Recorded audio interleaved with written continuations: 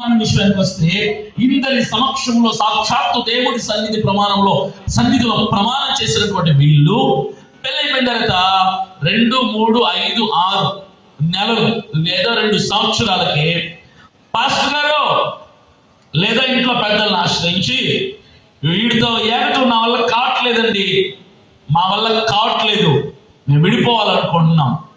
ఈ పిల్ల అంటది ఇన్ని ఏకటం నా వల్ల కావటం లేదు, నేను విడిపోవాలనుకుంటున్నాను. అప్పుడు పాస్టర్ గారు అంటారు, అదేంటమ్మా జీవితకాలం తోడుగా ఉంటానని మైకులో అంత గట్టిగా చెప్పావు కదా ఆ రోజు, మరి ఆ ప్రమాణం ఏమైపోయింది అంటాడు పాస్టర్ గారు. అప్పుడు ఈ అమ్మాయి అంటది, ఏం చేద్దామండి, ఆ రోజు నా భర్త నా కళ్ళ ముందు నిలబడినప్పుడు సినిమా హీరోలా కనిపించాడు, మహేష్ బాబులా కనిపించాడు, ఆళ్ళలా కనిపించాడు, వీటిలా కనిపించాడు. పెళ్ళైన తర్వాత అర్థమైంది పెద్ద సాటిస్ఫైడ్ అని. అందుకే నాకు వీడితో ఏకటం వల్ల కావట్లేదు, నాకు విడాకులు పిచ్చేయండి.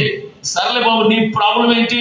ఆ రోజు చక్కగా పలికిచ్చిన ప్రమాణాలన్నీ పలికేసావు, జీవితకాలం కాపురం చేస్తానన్నావు, కష్టంలోనైనా సుఖంలో అయినా బాధలో అయినా ఇబ్బందులు అయినా. మరి ఏమైంది నీకు పోయే కాలం అంటే ఈ పెళ్ళికొడుకు అంటాడు, ఆ రోజు ప్రమాణం చేసేటప్పుడు ఈ అమ్మాయి నా ముందు నిల్చున్నప్పుడు దేవదూతే నా కళ్ళ ముందుకు దిగి వచ్చినట్టుగా సౌందర్య రాశిలాగా కనిపించింది పాస్టర్ గారు.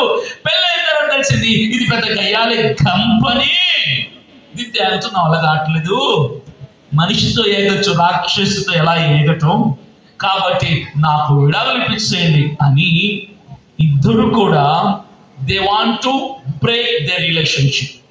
ఐ లవ్ యూ చెప్పినంత ఈజీగా బ్రేకప్ చెప్పేసుకుంటున్నారు ప్రేమించుకున్న వాళ్ళు. బ్రేకప్ చెప్పినంత ఈజీగా పెళ్లిళ్ళు బ్రేక్ అయిపోతున్నాయి ఈ రోజుల్లో. కారణం ఏంటో తెలుసా? సిగ్గు ఎగ్గు లేకుండా అరే మనం చేసుకున్న ప్రమాణం బ్రేక్ అయిపోతే ఏంటి, దేవుడు చూస్తున్నాడు కదా, మనుషులు ఎదురు చేశాం కదా అని ఆ ఇంకిత జ్ఞానం లేకుండా బ్రేకప్ చెప్పేసుకుంటున్నారు అన్నమాట.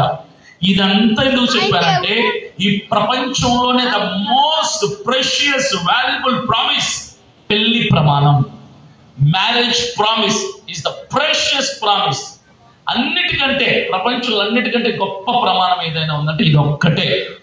ఇంత గొప్ప ప్రమాణమే, వేల మంది సాక్షులుగా ఉన్న ప్రమాణమే విఫలమైపోతుంటే, ఇక నా ఫ్రెండ్ ప్రమాణం చేసి మాట తప్పాడు, మా పక్కింటి ఆవిడ ప్రమాణం చేసి మాట తప్పింది, నన్ను పెళ్లి చేసుకుంటానని మాట తప్పించడాన్ని ఆడి మీద ఈవిడి మీద పడి ఏడుస్తారేంటి?